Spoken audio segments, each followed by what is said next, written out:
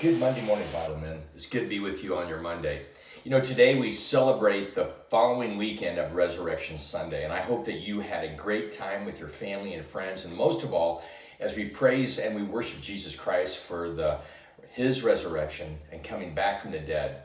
And even though it's been over 2,000 plus years ago, it's always fun to remember and to reflect and to look back on that glorious day in which Jesus changed everything. You know, today we're going to go in the book of John chapter 20, and we're going to look at Mary Magdalene and also to Peter and John. But in that portion of the Bible, it says that Mary Magdalene went back to the grave early before it was even daylight to go and see and take care of Jesus's body.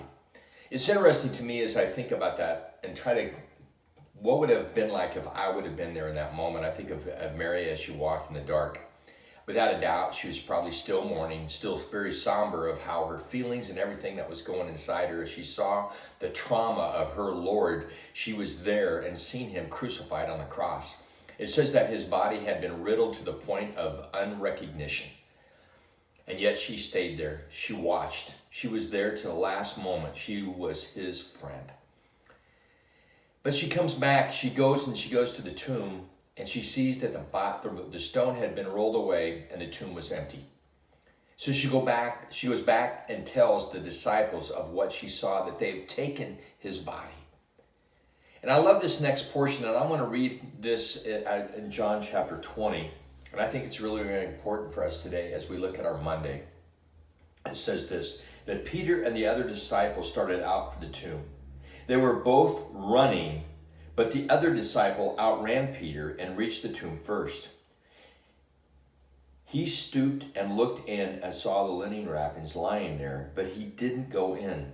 Then Simon Peter arrived and went inside. He also noticed the linen wrappings lying there, while the cloth had covered Jesus' body was folded up and laying apart from the other wrappings. Then this is the key. Then the disciple who had reached the tomb first also went in. He saw and he believed.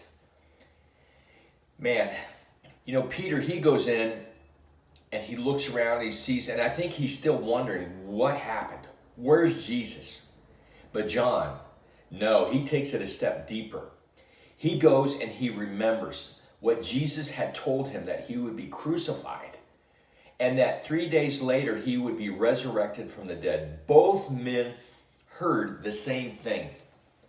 But John goes further. He remembers.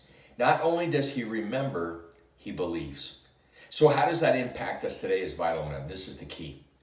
Men, you've got to remember, sometimes when we go back and we encounter different things in life, things that may be struggles, things that are joy, all those things.